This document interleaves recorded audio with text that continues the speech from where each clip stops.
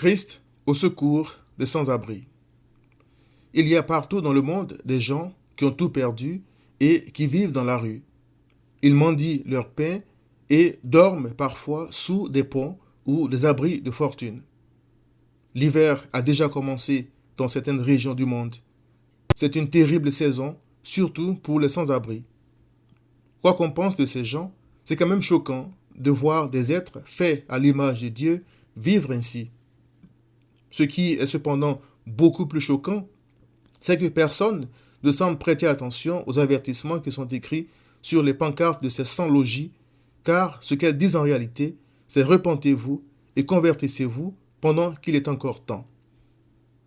C'est pour nous, sans-abri, que Christ est mort. Je m'explique. De même que les sans-abri ont tout perdu et sont exposés aux intempéries dans la rue, de même, le pécheur est sans abri face à la colère de Dieu parce que ruiné spirituellement. Il est écrit, il n'y a point de juste, pas même un seul. Nul n'est intelligent, nul ne cherche Dieu, tous sont égarés, tous sont pervertis. Il n'en est aucun qui fasse le bien, pas même un seul. Romains 3, 10 à 12. Ainsi donc, ruiné et devenu l'esclave du péché, l'homme est privé de la gloire de Dieu. Romains 3, verset 23. Mais dans sa miséricorde, l'Éternel nous envoie des avertissements pour nous appeler à changer de vie, car il a fixé un jour où il jugera le monde. Acte 17, verset 31. Malheureusement, beaucoup ne se sentent pas concernés, car bien que ruinés spirituellement, ils vivent dans des châteaux. Ils se croient riches et intouchables. Or, habiter dans un château pour des gens spirituellement ruinés équivaut à dormir sous des abris de fortune comme des sans-abri.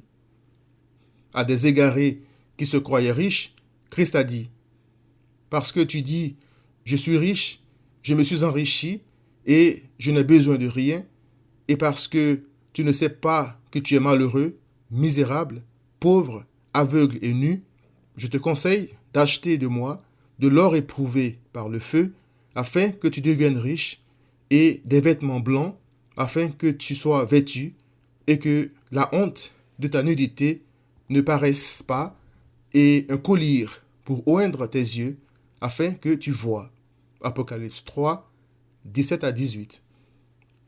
Christ m'a sauvé gratuitement de la faillite spirituelle et de la colère à venir contre la désobéissance à Dieu.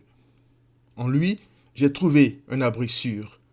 Il est écrit, « Dieu est mon rocher, où je trouve un abri, mon bouclier et la force qui me sauve, ma haute retraite et mon refuge.